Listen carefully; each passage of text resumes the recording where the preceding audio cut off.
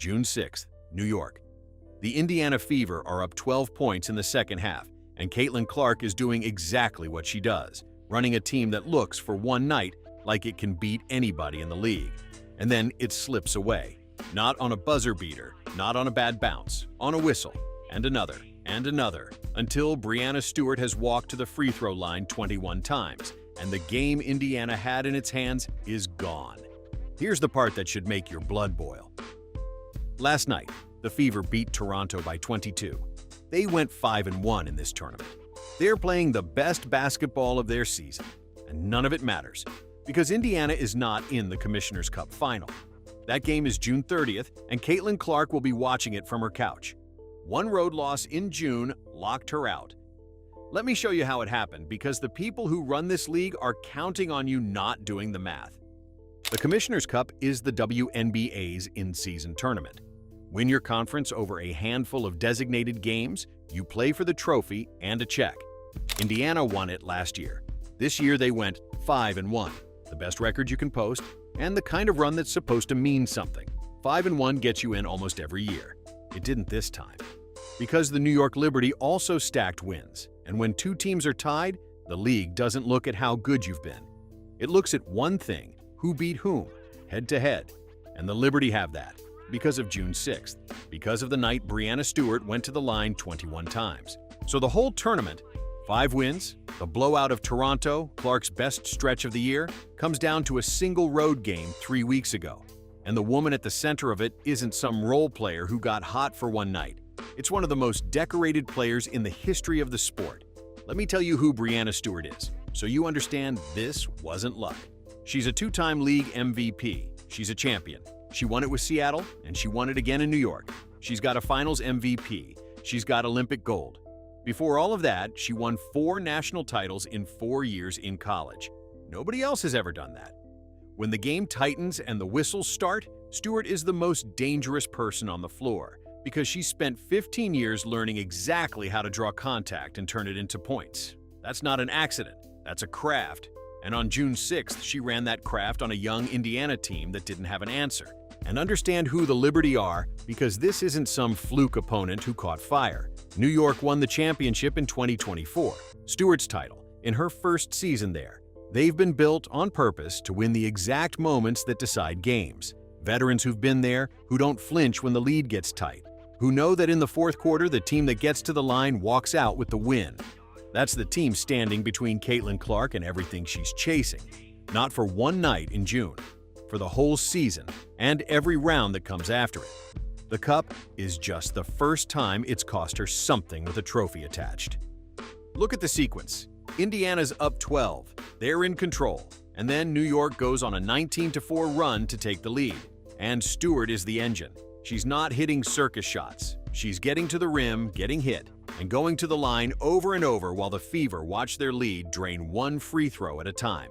18 of 21, 30 points. A veteran doing veteran things to a team that's still learning how to close. Stop and picture it from the Indiana bench. You're up 12. You've done the hard part. You've punched the defending conference champion in the mouth on their own floor. And then the game just tilts. Every drive ends with the whistle going the other way. Every Indiana possession comes back empty. 19-4. You don't surrender a 12-point lead in a few minutes to bad luck. You surrender it to a team that knows how to take the game somewhere a young team can't follow. New York has been there 100 times. Indiana hasn't. And that, right there, is the whole season in miniature. And go read the fans on this, because they did the math before the league ever said a word. One fan ran the standings and posted that 5-1 wasn't going to be enough, that the June 6th loss was the one that would haunt them, days before it was official. Another said it flat. We won 5 games and we're out because of one road night. A third asked the only question that matters. How do you go 5-1, win by 22, and not play for the trophy? They're not wrong to be furious.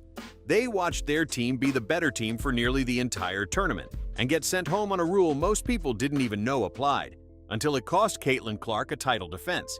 And here's what I want you to sit with. Caitlin Clark did her job that night. The Fever led that game by 12. They were good enough to win it. What they didn't have was someone who could match what Stewart did down the stretch. Someone who could go get the foul, get the bucket, and stop the bleeding. Clark can't do all of it alone. She had them in front. The closing is what the roster around her couldn't deliver. So when people tell you the Fever just came up short in the Cup, that's not the story. The story is that this team is good enough to go 5-1, good enough to hang 12 on the Liberty on the road, good enough to blow Toronto off their own floor. And one veteran on one June night was the difference between playing for a trophy and watching the final on TV. Now, let me put this in a frame that the older fans watching will feel in their bones, because we've seen a single regular game decide a whole season before. Think about every great team that ever missed out on a championship, not because they lost when it counted, but because of one slip months earlier that came back to bite them through a tiebreaker. A team finishes with a sparkling record, plays beautiful basketball all year, and then watches a rival advance on a technicality, head-to-head, point differential, a coin no one remembers flipping. The fans of that team never forget the one game. They can tell you the date, they can tell you who scored. They carry it for years. Brooklyn fans still talk about games that decided pennants 70 years ago. That's where Indiana is right now. Their one game is June 6th. Their name on it is Breanna Stewart. And the trophy they won last year will be handed out on June 30th in a building they're not invited to. Here's the question nobody around this team wants asked out loud.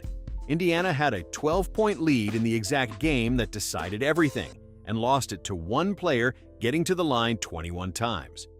So what does that tell you about what this front office still hasn't built around Caitlin Clark? She can get you the lead. She's been getting you the lead all season. What happens when the other team's closer goes to work, and Indiana doesn't have a closer of her own to answer? Because that's the real cost of June 6th. It's not just a trophy, it's a preview.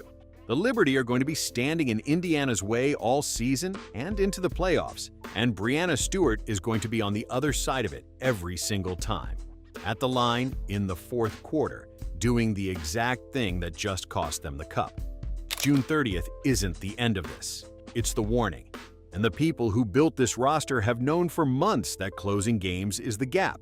They watched Clark drag this team to a 12-point road lead over the defending conference best Liberty.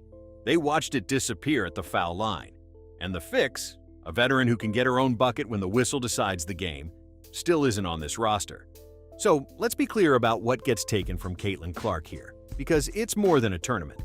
She's playing the best basketball of her career. She's winning games almost by herself. She went 5-1 in this thing, and the reward for all of it is a front row seat to watch somebody else play for the trophy she won last year, eliminated not on the floor, but on a tiebreaker, by a player whose whole career is built on finishing the exact moments Indiana keeps failing to finish. And think about what this does to a player like Clark. She carried this team. She's the reason they were up 12 in New York. She's the reason they went 5-1. She's the reason anybody outside Indiana is talking about the Commissioner's Cup at all this year. And her reward is to sit and watch, to be the best player in the entire conversation, and not be in the building when the trophy she won last year gets handed to somebody else. That's not a failure on her part. That's a roster that keeps sending her into fourth quarters without the help to finish them. The fans see it. They've been screaming about it for a month. And on June 30th, they'll be watching the exact thing this front office has watched all season. Caitlin Clark deserving far better than the team built around her can give back. The Commissioner's Cup Final is June 30th. New York will be there. Breanna Stewart will be there at the line in the fourth quarter, doing what she does. Caitlin Clark won't be. And the only question left is the one this front office keeps dodging. How many more times does Stewart get to do this to her before somebody in Indiana actually builds a team that can answer?